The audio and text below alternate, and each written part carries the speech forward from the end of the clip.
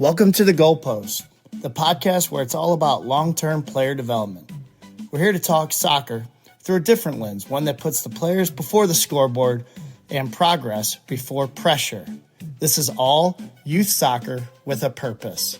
All development, all the time. I'm your host, Jason Glover. Welcome back to the Goalpost.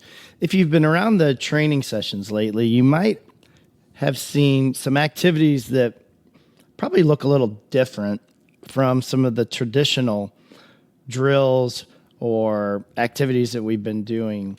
And you might start noticing that players are trying to keep the ball with teammates that are positioned along the outside perimeter of the field.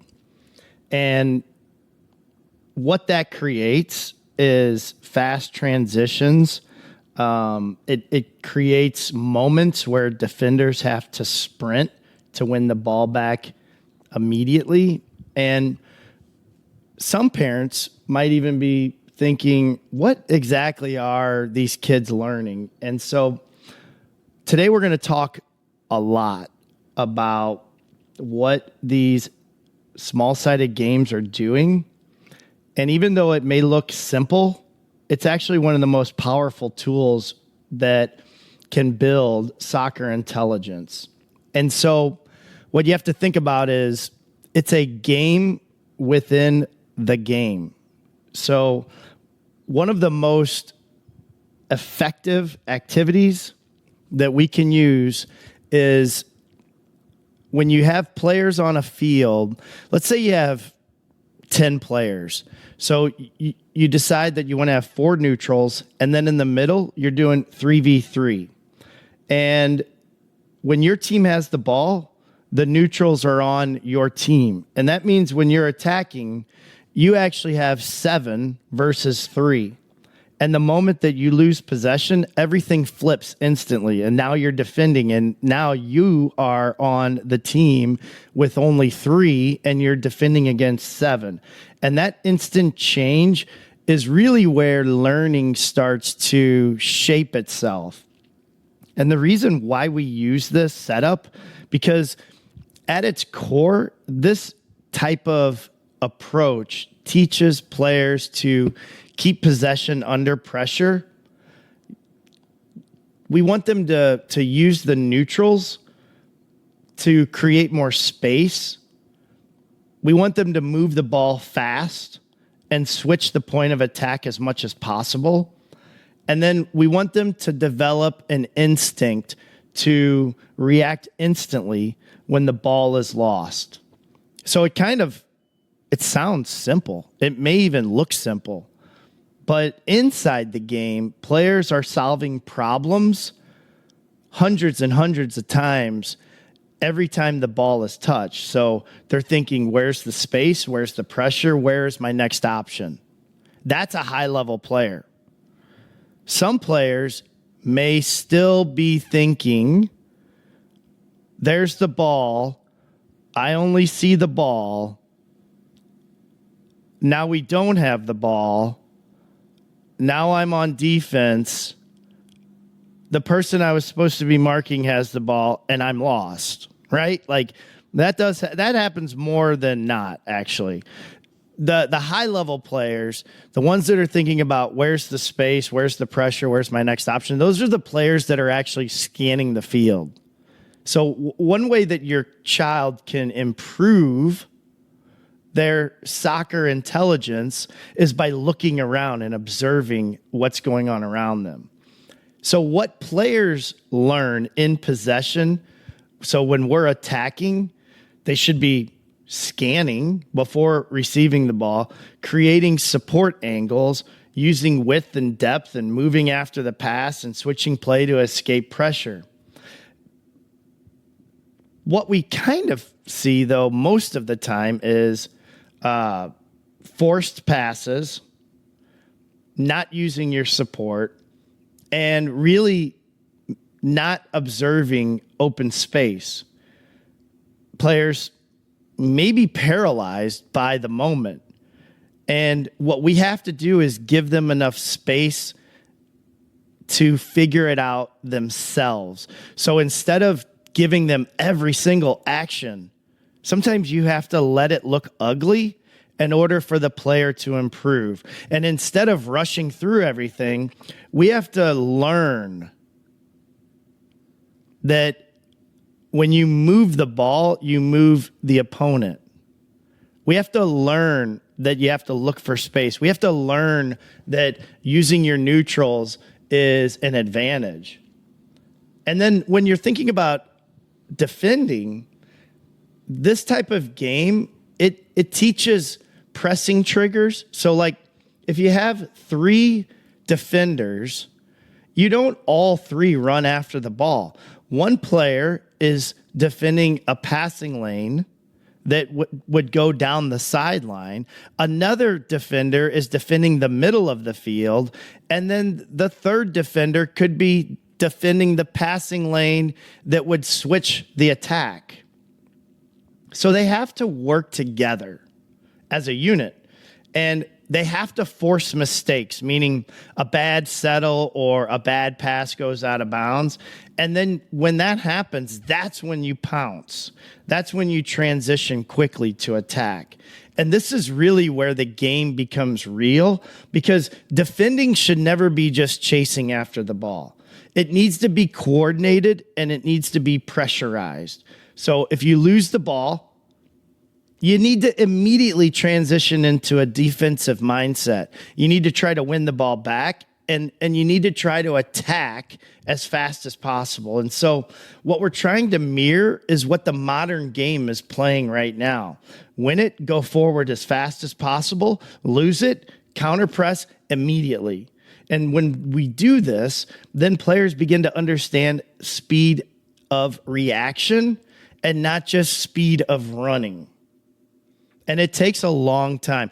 Most of the observations are baked in with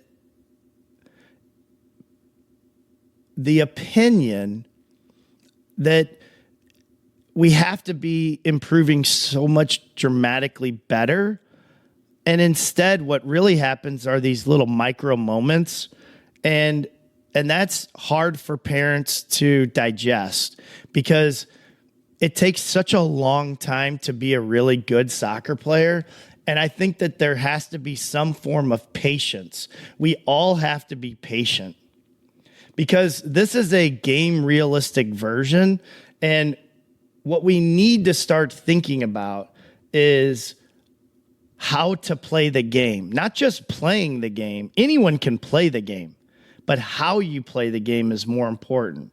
So sometimes we shift this into a directional version, meaning now teams would be attacking goals and neutral players are supporting the team in possession. And instead of just keeping the ball, players now have to attack space and try to score. And this teaches playing forward with purpose, using support to break lines, and protecting the goal when possession changes. You know, think about that. Like, how many times do we lose the ball? And is the thought process of now the defending team to protect the goal, or is it to try to get the ball back? And then most of the time, when you're not thoughtful in playing together as a group, what ends up happening is there's a breakdown. And if there's a breakdown in the function, in the intention of the defending, you forget that your main intention is to defend the goal. That's what defenders do. You're defending the goal. And so when we do these small-sided games with neutrals, this version of training adds urgency. It brings in decision-making, and it mimics the real game. And the neutral players are critical. Some people might say, well, why is my child standing for so long? Well, think about a game. How many times does your child actually receive the ball? It's not a lot, actually. There's more time thinking about your positioning than actually having the ball at your foot. And so the neutrals create this numerical advantage, And they should be encouraging players to pass and move instead of forcing something. And the neutrals should be very vocal.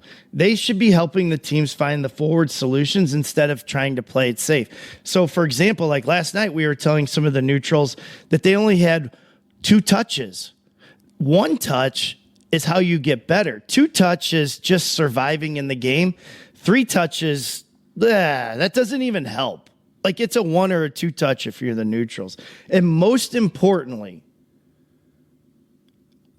having neutrals on the field and playing 1 or 2 touch, that's how you are rewarding these players who are seeing the game early. Like, they're predicting the next pass because they're thinking of the next play. And so when we think of all of this, we're trying to build players who scan before receiving, they make quick decisions, they have good body shape to play forward, they support angles and spacing, they're defending as a pair, and they're timing together when they should attack. And players really need to learn that possession is not about just holding the ball, it's about moving it faster than the defense can react. So adding in that second or third touch, taking too long, slows the game down. And so parents, think of it this way. This approach is built in to hopefully create the best version of your child on the field. And it's intentional. Because the best learning happens inside the game. The more that we play different versions of the game, the better that these players will get. Because we want them to think faster. We want them to see space earlier. We want them to support their teammates. We want them to create moments where they react quicker in transition. And we want them to communicate. That's the number one piece of the puzzle, communication. And these are all skills that translate directly into matches. And the reason why the coaches should be really enjoying these sessions is because this type of training develops decision-making speed, scanning habits, positional awareness, transition reactions, communication, and teamwork under pressure. So it's not a drill. It's a game within the game. And this is just for the players. If we have the ball, support it and create space. If we lose it, win it back fast. If you don't have the ball, how can you help the player with the ball? If you have the ball, you should be looking for your next passing option. And so here's a final thought. Soccer isn't just about kicking the ball. Oh boy, it is not. Although we do have players who just kick the ball. It's about solving problems in motion. It's about reading space and supporting teammates and reacting before the next moment arrives. And when players learn to do that together, the game actually slows down for them. And that's when confidence bubbles up. That's when creativity shows. And that's when soccer intelligence truly emerges. So thanks for listening to The Goalpost. Remember, all development, all the time. And we'll see you next time. I'm really glad you joined us today on The Goalpost. Raising and supporting young players isn't always easy, but choosing to focus on their growth, their joy, and their character, now that's the right thing to do. You might not see the results right away, but every small moment you invest makes a big difference in your child's life. And remember, all development, all the time. That's not just a motto, it's a promise. We'll be here next time cheering with you.